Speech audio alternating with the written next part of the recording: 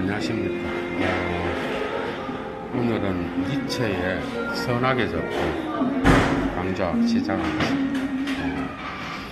원래는 선악의 접근이 13번째인데 오늘이 서문이 2개가 있기 때문에 본문은 서문 빼고 11번째 니체 강좌 선악의 접근 12절 오늘 12절 강좌입니다. 12절은 주로 니체가 원자론에 대하여 비판적으로 고찰하면서 자기의 어떤 힘의 의지를 물리학의 원자론, 그 당시에 보스코비치라고 하는 폴란드 사람의 원자론을 갖고 자기의 힘의 의지를 이야기하는데, 이 부분은 예도가 전공자로서 좀 보충을 해서 설명을 해야 될 것 같습니다. 오늘은 니체의 선악의 접근 12절을 강좌를 시작하겠습니다. 그리고 이 12절은 예도 TV에서는 선악의 접근 11번째 강좌로 들어갑니다. 그걸 기억해 주십시오. 자, 강좌 시작합니다. 자, 유물론적인 이렇게 나와 있어요. 바스티 마테리알리스티셔 아토미스틱 베트리프트 좋게 회얼트 디젤버 주된 베스트 비더 렉텐 딩엔 디에스키프트 이렇게 시작합니다. 유물론적인 어떤 원자론과 연관하여 이 원자론은 존재하고 있는 최상의 반박된 사물들에게 속한다. 맞죠? 원자라고 하는 것은 그 당시에 이미 물리학적으로 반박된, 그죠? 물질 중에서도 최소의 단위로서 그 당시에 통용되었는데, 이런 원자로 최상에 가장 훌륭하게 반박된 그러한 사물에 속한다는 거예요. 이런 원자로는. 그리고 아마도 오늘날 유럽에서 어떤 사람도 학자들 가운데 이 원자론을 제외하고 편안한 손과 집을 사용하여 가장 진지한 의미를 덧붙일 정도로 그렇게, 그죠? 그렇게 학식이 없는 사람들도 없다, 이런 뜻입니다. 그러니까 원자론에 대해서 그 당시의 학자들이 상당히 오해한다라는 거예요. 그러니까 여러분들이 니체의 힘의 의지가 생물학적인 것뿐만 아니라 물리학적인 개념도 들어가 있어요. 그러니까 오늘 보스코비치의 원자론이 나오는데, 그의 원자론은 움직이고, 그죠?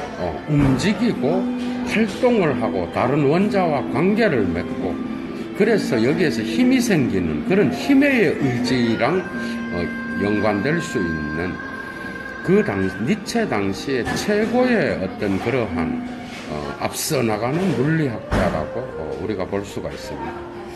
이 관점에서 니체는 보스코비치의 어떤 물리학으로부터도 자기의 힘의 의지를 말하는 데에 상당히 중요한 통찰을 얻었다고 볼 수 있어요.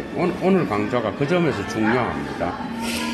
자, 다시 말해서 관로 안에 표현수단을 축소하는 것으로서 이러한 학자들 가운데 어떤 사람도 더욱더 그렇게 비학문적인 자들은 없었다라는 거예요. 그러니까 이것을 제외하고 편안한 편리한 손을 사용한다든지 집을 사용하여, 그죠? 진지한 의미를 덧붙이려고 할 정도로 비학문적인 건 없었다라는 거예요. 이 말은 그 당시에 니체가 물리학자들을 비판한다고 볼 수가 있습니다. 자, 우선 저 폴란드의 보스코비치 덕분에 폴란드의 코페르니쿠스와 더불어서, 여러분들 코페르니쿠스는 폴란드 사람입니다. 그 당시에 이미 유명했고, 이 코페르니쿠스와 더불어서 지금까지 가장 위대한, 그리고 승리에 찬 그런 적수였던, 실견의 적수였던 그러한 저 보스코비치 덕분에 그런 것이 가능해졌다라는 것. 그러니까 보스코비치 덕분에 그 당시에 원자론, 그죠? 원자는 사물의 최소 단위로서 정지에 있고, 정적 상태에서의 스타티스티쇼 아토미스틱, 그게 원자론을 대부분이 주장했는데, 이 원자가 역동적 디나미쇼 아토미스틱을 처음으로 주장한 게 누구야? 보스코비치라는 거예요. 그러니까 역동적인 그러한 물리학적인 그러한 그 원자론을 이야기한 이 보스코비치의 덕분에 기존의 원자론, 정적 원자론을 주장했던 자들은 패배하게 되었다라는 그런 뜻입니다, 여러분. 근데 이 보스코비치라고 하는 물리학자가 또한 폴란드 사람이었는데, 그 전에 코페르니쿠스가 또한 폴란드 사람이었다라고 하는 그런 것을 니체는 대립해서 이야기하고 있습니다. 곧 코페르니쿠스가 우리에게 지구는 확고하게 정지해 있지 않다라고 믿도록 모든 감각에 대항하여 지구라는 것은 정지해 있는 것이 아니라고 믿도록 설득했던 반면에, 맞죠? 지구가 정지해 있지 않다. 이 반면에 보스코비치는 지구만 정지해 있지 않는 게 아니라 원자도 정지해 있는 게 아니다. 그래서 역동적 원자론을 주장하고, 이 원자론이 다른 원자와 연관하여 충돌을 통하여 힘을 일으킨다. 니체는 자기의 힘의 의지를 이 역동적 원자론, 보스코비치의 역동적 원자론에 비교하고 있습니다, 이 장에서. 여러분들이 이 부분을 제대로 이해해야 된다. 이해가 됐죠? 계속 나갑니다. 자, 반면에 보스코비치는 이 지구로부터 확고하게 정지해 있었던 그 마지막 것, 그게 원자죠.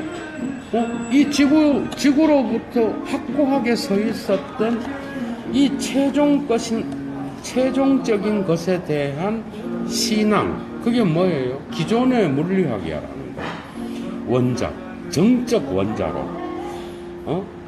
다시 말해서 재료라든지 슈토프, 그 다음에 마테리어, 물질이라든지, 그 다음에 이 땅의 잔여물, 그 다음에 덩어리로서의 원자, 이런 것들에 대한 신앙을 거부하도록 가르쳤다는 거야. 이해가 됐어요? 이게 뭔 말이야? 그러니까 기존의 원자론, 정적인 원자론을 니체는 보스코비치는 기존의 원자론, 정적 원자론을 거부하고, 이 땅에서의 최소 단위로서의 물질, 재료, 이런 것들의 원자에 대한 신앙을 거부하도록 가르쳤다는 거예요. 왜죠? 원자는 정지해 있는 마지막 사물이 아니라 움직이는 거라는 거예요. 역동적 원자론을 주장했다라는 이런 뜻입니다, 여러분. 자, 그래서 코페르니쿠스 못지않게 지구는 움직인다라고 주장했던 이 코페르니쿠스 못지않게 폴란드의 보스코비치는 위대한 자였다 이 말입니다. 여기로부터 니체는 힘의 의지라는 개념을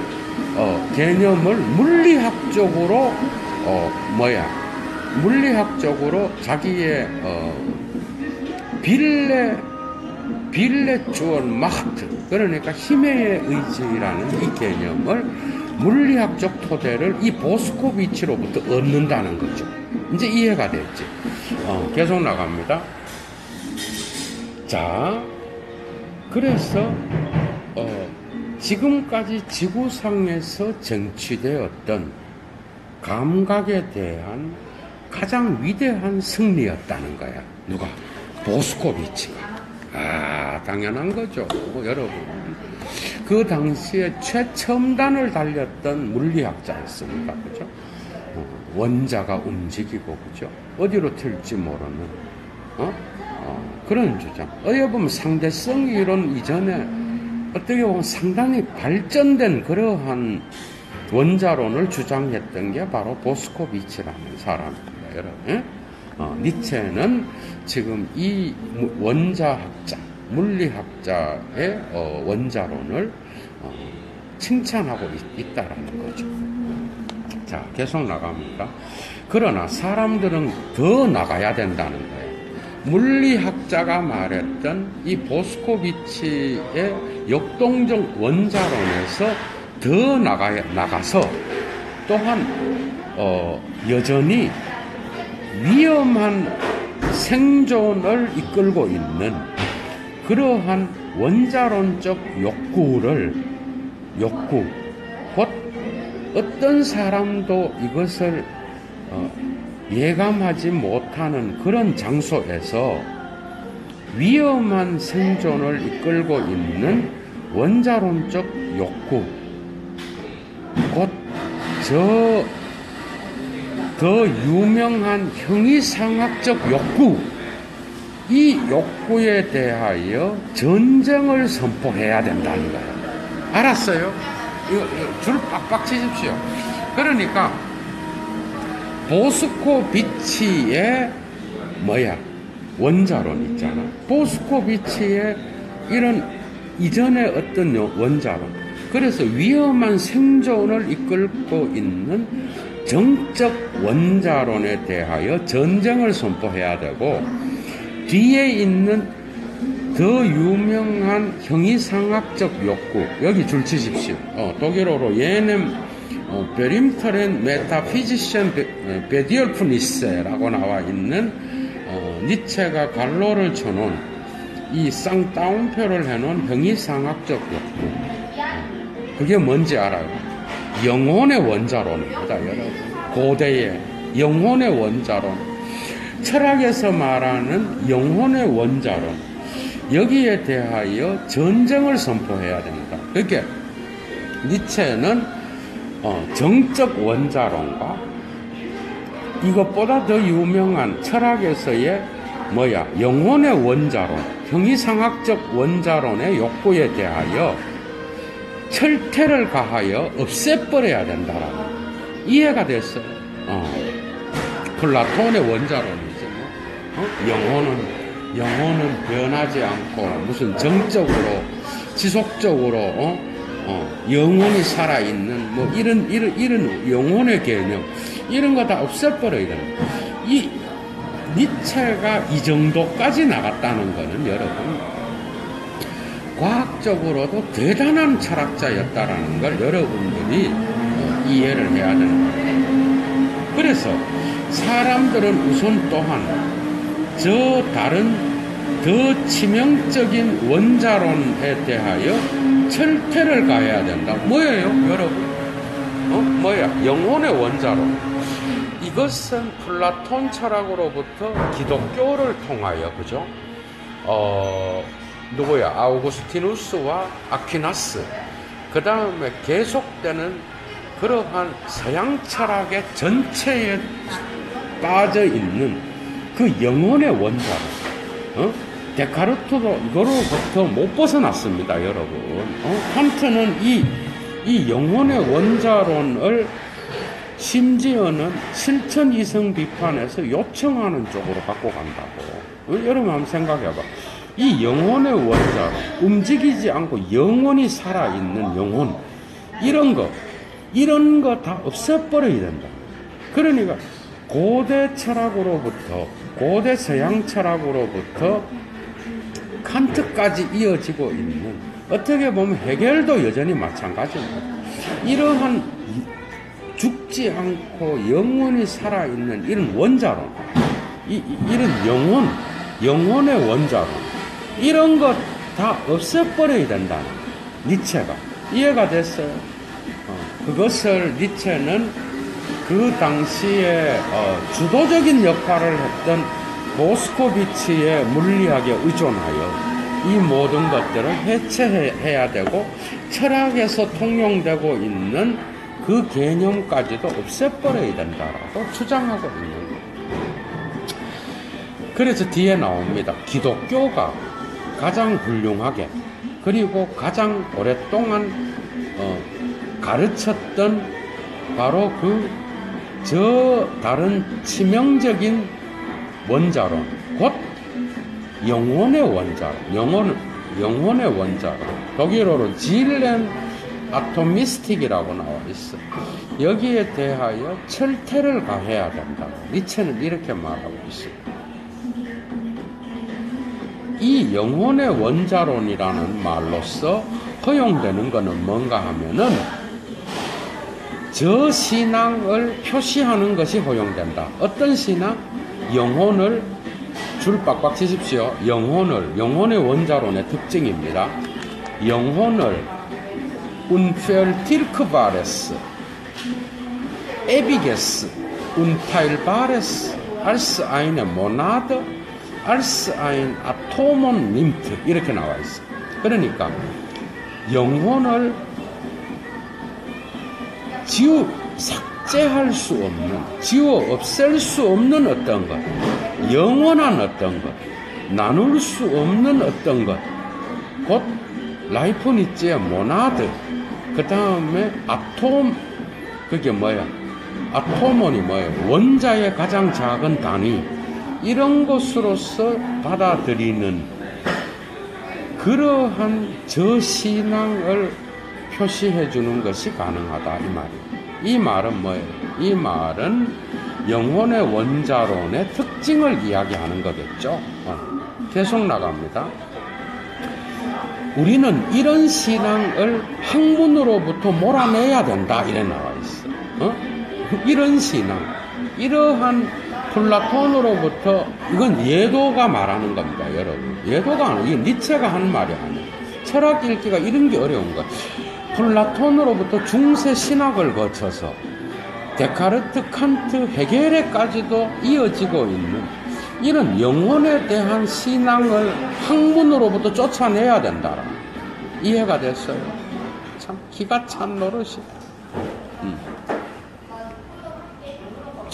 근데 이제 얘도가 철학자로서 과연 이런 영혼이라 그러는 게 니체의 말로서 뭐 영혼이 뭐 이게 증명이 됐느냐, 오늘날 이 증명이 안 돼. 내각으로도 증명이 안 됐어요, 여러분. 인간이 영혼이 영적인 어떤 그런 게 있죠. 그거는 얘도의 개인적인 생각입니다. 어쨌든 니체는 이러한 영혼의 원자 개념을 학문에서 몰아내야 된다, 이렇게 말하고 있어요. 자, 우리끼리 하는 얘기인데 영혼 자체를 그것으로부터 풀어내어서 가장 오래되고 가장 존경할 만한 그런 가설들 중 하나를 포기하는 것은 불필요한 일이다, 이 말이에요. 전적으로 불필요한 일이다. 여기서 역설이 일어납니다. 영혼 자체로부터 벗어나서 가장 오래되고 가장 존경할 만한 그런 가설들 중 하나를 포기하는 것은 그 영혼에 대한 가설을 포기하는 것, 이거는 불필요한 거다 이렇게 말하고 있어. 마치 자연주의자들이 영혼과 접촉하지 않고 자연주의자들이 그 영혼을 또한 잃어버리는 그런 자연주의자들의 솜씨 없는 그러한 자연주의자들과 만나곤 하듯이, 뭔 말이에요? 자연주의자들은 영혼이란 개념과 마주치지 않고 영혼을 잃어버린 거야. 그래서 영혼이 자연으로 흡수된다고 봤다라는 거죠. 이해가 됐어? 이런 솜씨 없음을 우리가 종종 마주치듯이 영혼이라는 것을 또한 자연주의자들처럼 그렇게 환원시켜서도 안 된다라고 이야기하고 있는 거죠. 그러나 영혼이라는 가설에 니체는 결코 이걸 부인하지 않습니다. 자기도 모른다는 얘기야. 지금 뒤에 걸 읽어보면 니체는 이걸 열어둬야 된다고 말하고 있어요. 자기가 결정하지 않습니다. 자, 그러나 영혼 가설의 새로운 틀과 새로운 세련화에 이르는 길, 그게 영혼에 대한 이러한 정지된 영혼이 있는 이런 영혼에 대한 개념은 새로운 물리학에 의해서 변화돼야 된다라는 것을 니체는 열어두고 있다. 이해가 됐어요.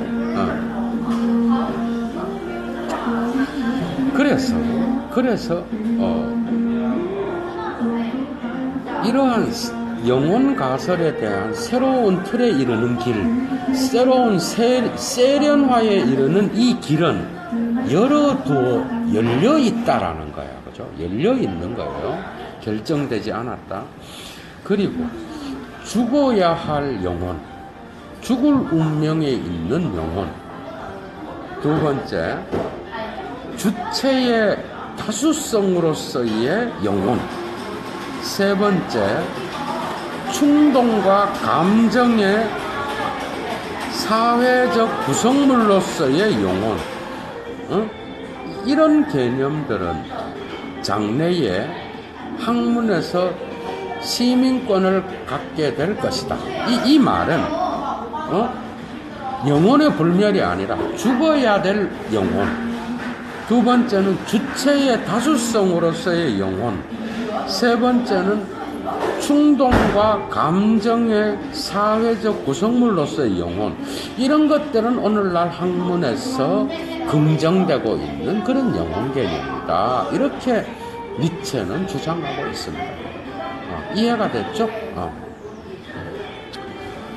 자,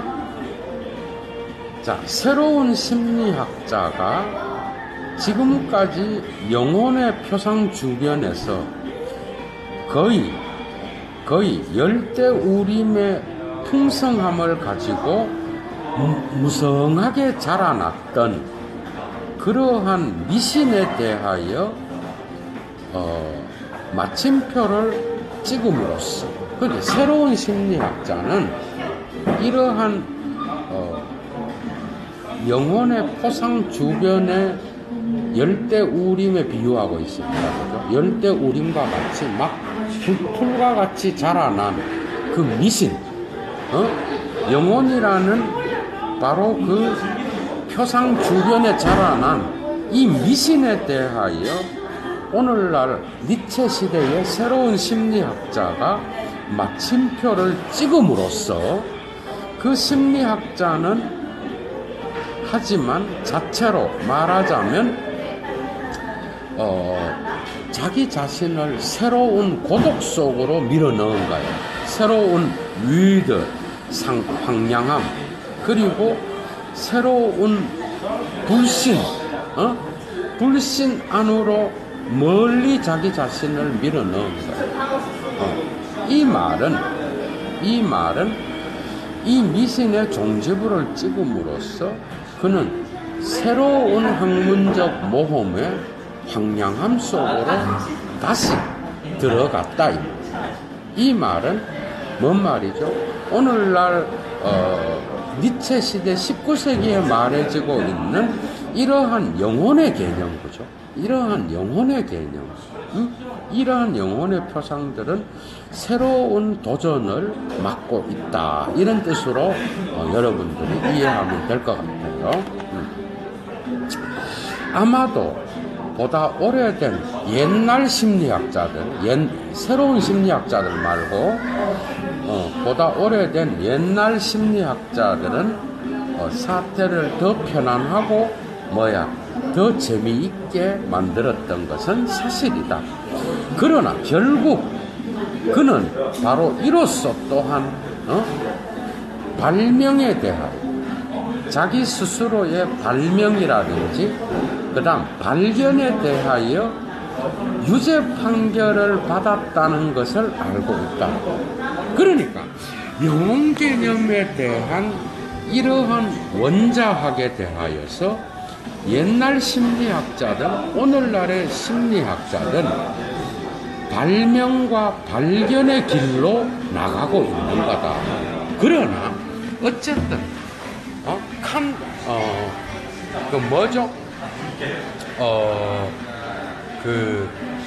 플라톤부터 중세 신학을 거쳐서 니체 이전까지 영원한 불멸하는 그런 영혼, 이런 개념들은 이제 죽었고 이제 새로운 영혼 개념에 대한 그러한 사회학적 개념들, 금방 여기 했죠. 갈로처는.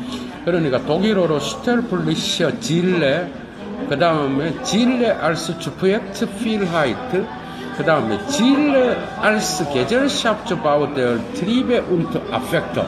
그러니까 죽어야 될 영혼. 두 번째는 주체의 다수성으로서의 영혼. 세 번째는 뭐예요? 사회적 구성으로서의 영혼. 이런 것들 19세기에 새롭게 나타나고 있는 니체 시대의 이런 영혼 개념들은 어떻게 보면은 새로운 발견과 발명으로 나가고 있다는 거죠. 그러니까 고대의 심리학자들은 더 편안하게 영혼 개념을 주장했는데 새로운 심리학자들은 고독한 황량한 그런 땅에서 새로운 영혼 개념을 창조하고 있다, 발명하고 있다, 발견하고 있다라는 것을 니체는 주장하고 있는 거겠죠, 여러분, 그죠? 이해가 됐죠? 그렇게 이해하시면 되겠습니다. 네? 그래서 베얼바이스, 누가 알겠는가? 아마도 발견을 향한, 발명을 향하여 자기 스스로가 유죄 판결을 받았다는 것을 새로운 심리학자는 알고 있다. 이해가 되었죠. 그러니까 오늘날 영혼 개념은 이런 방식으로 니체 시대 19세기의 영혼 개념의 영혼의 아토미스틱 원자로는 고대 철학과 자기 이전의 철학과는 다르게 이런 방식으로 변화되어 가고 있다라는 것을 니체는 주장하고 있습니다. 여러분, 그죠? 아주 재미있죠? 자, 벌써 12절이 끝났습니다. 13절로 넘어갑니다. 그래서 13절, 선하게 적힌 13절 넘어갑니다. 심리학자들은, 자기 보존의 충동을 유기적 존재의 가장 중요한 충동으로서 간주하는 데에 간주하도록 숙고해 보아야 된다. 그러니까 심리학자들은 자기 보존의 충동, 이 자기 보존의 충동을 그 당시에 이야기했던 자가 누굽니까, 여러분? 이래서 니체 읽기에서 일반인들이 어려운 겁니다. 이 자기 보존의 충동이 누가 이야기했어요, 여러분? 지금 니체가 아무런 설명도 없이 쓰고 있는 이 자기 보존의 충동, 독일어로 젤프스트에할퉁스트리프라고 하는 이 개념은 유기체의 가장 중요한 충동으로서 간주되어야 된다는 건데, 지금 이건 누구 얘기하는 거예요, 여러분? 이거 지금 스피노자 이야기하는 거예요, 여러분. 스피노자가 자기 보존의 충동을 이야기합니다. 능산적 자연의 일자. 그게 뭐야? 그게 뭐예요? 그거는 스피노자의 코나투스 개념이에요. 코나투스의 욕망 개념, 그죠? 자기 보존의 충동이야, 그게. 응? 그 자기 보존의 충동을 생각해 봐야 된다는 거예요. 니체 시대의 심리학자들. 이해가 됐어요. 스피노자도 깝니다. 이 니체의 독특한 철학적 방법이죠, 그죠? 무엇보다도 여러분 줄 치십시오. 살아있는 어떤 것은 자신의 힘을 방출하고자 한다. 줄 빡빡 치십시오. 맞죠? 모든 생명체는 자신의 힘을 방출하려고 해. 이런 욕구를 갖고 있어. 응? 이게 자기 보존의 충동이에요. 스피노자랑 같이 가는 거야, 니체도. 이 부분은. 응? 그런데 이거를 뭘로 바꾸는가 하면 힘의 의지로 바꿔버려. 자기 철학의 핵심 개념이 줄 빡빡 치죠. 생명 자체는 힘의 의지다. 자기 개념으로 바꿨습니다. 레벤 젤프스트 이스트 빌레 쭈얼 마하트. 생명 자체는 여러분 힘의 의지다. 상배형 오늘 뭐 시간 나는가 보지? 웬일로 댓글까지 쓰고? 더운데 몸 조심하셔요. 오늘 40도는 아닌데 37도 막 이렇대. 몸 조심하시고 일은 저녁 때 나가는 게 어떨까? 상배형. 생명 자체는 힘의 의지다. 이해가 됐어요? 자, 계속합니다. 자기 보존은, 자기 보존, 젤프스트에어 할퉁이라는 거는 바로,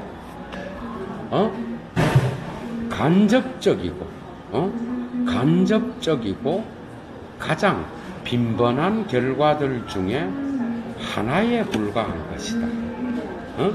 그러니까, 자기 보존이라는 것은 힘의 의지의 결과라는 거예요. 그러니까 여기에서 이런 자기 보존의 법칙, 스피노자의 개념을 니체가 자기 개념으로 바꾸는 거야. 그러니까 스피노자가 자기 보존의 욕구로 설명했던 코나투스, 이 개념을 니체는 힘의 의지로 바꾸면서 힘의 의지의 결과로서의 자기 보존을 설명하고 있는 거예요. 재밌죠? 자, 이제부터 스피노자를 또 니체가 깝니다. 여러분 한번 보십시오.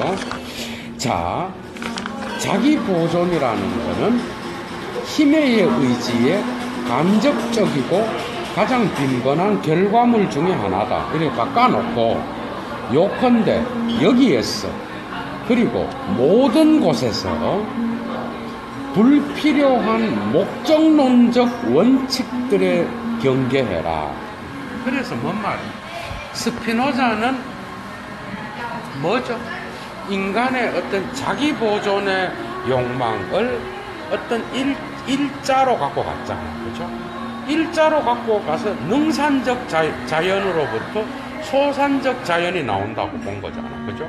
그러니까 이런 자기 보존을 이런 목적론적인, 이게 뭐야? 이 해겔도 까는 거예요, 여러분. 이게 스피노자만 까는 게 아니라 해겔도 까는 거예요. 목적론적 원리로 갖고 간 이러한 불필요하게 힘의 의지는, 자기 보존은 욕망이고 충동이고 힘의 의지인데, 이건 목적이 없다는 거야, 니체는. 목적 같은 이런 게 없다는 거예요. 신을 향해 나간다든지, 뭐, 헤겔하고 스피노자는 다르지만은 비슷하게 그래 나가잖아. 신이라는 건 일자예요. 일자의 법칙에 따라서 코나토스로 움직인다고 봤거든, 여러분. 그리고 헤겔은 뭐야? 헤겔은 이런 생명의 법칙이 절대정신의 어떤 목적을 향하여 나간다고 봤거든. 그런 점에서 여기에다가 이 자기 보존의 충동이라든지 그 다음에 니체가 이걸 바꾼 힘의 의지라든지 이런 개념에다가 불필요하게 목적론적 원리를 적용시키는 거를 경계해라 이 말이야. 조심해라 이 말이야. 스피노자랑 헤겔 조심해라. 그런 철학 안 된다. 지금 그런 뜻입니다. 자, 이런 것은 자기 보존의 충동이듯이 사람들은 이것을 갈로 안에 있는 거 합니다. 사람들은 이러한 자기 보존의 충동을 스피노자의 비일관성의 탓으로 돌리는데, 스피노자는 왜 이걸 비일관성으로 본가? 자기 보존의 충동은 욕망이에요, 욕망이라. 왜 비일관? 이런 욕망이 신적 일자의 목적을 따라서 움직인다고 봤잖아요, 여러분. 모든 능산적, 소산적 자연은 일자로부터 나오잖아요, 여러분. 이런 목적론적 사고. 제가 볼 때 스피노자보다 헤겔이 더 강하죠.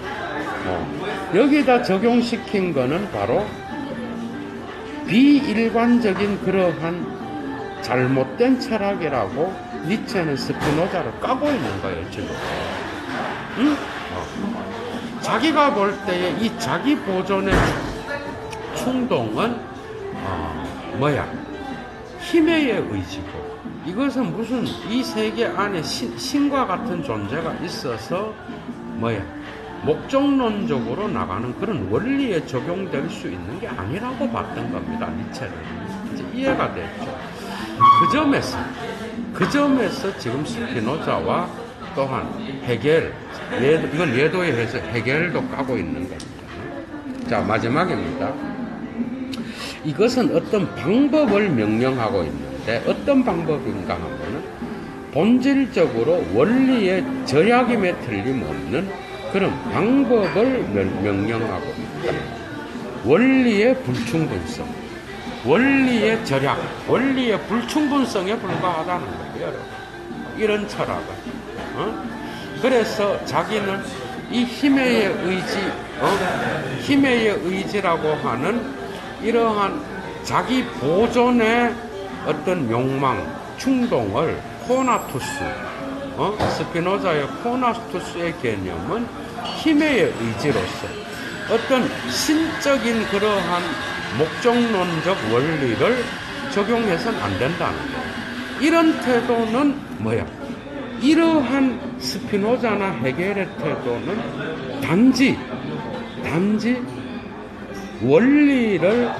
원리의 불충분하고, 그죠? 이런 목적론적 원리를 마음껏 사용하는데, 이런 원리가 불충분하고 뭔가가 잘못된 원리에 근거하고 있는 그런 방법에 불과한 거다. 지금 니체는 이런 방식으로 까고 있는 겁니다. 자, 오늘 강좌 마치는데, 오늘 니체의 선악의 접근 2장을 했습니다. 12절과 13절을 끝냈어요, 오늘.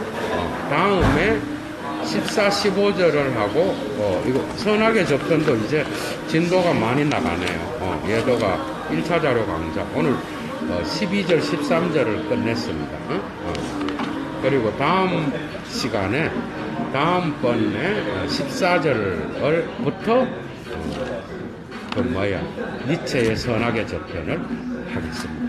좋은 하루 되시고, 이 강좌는 선악의 저편 11번째 예도TV에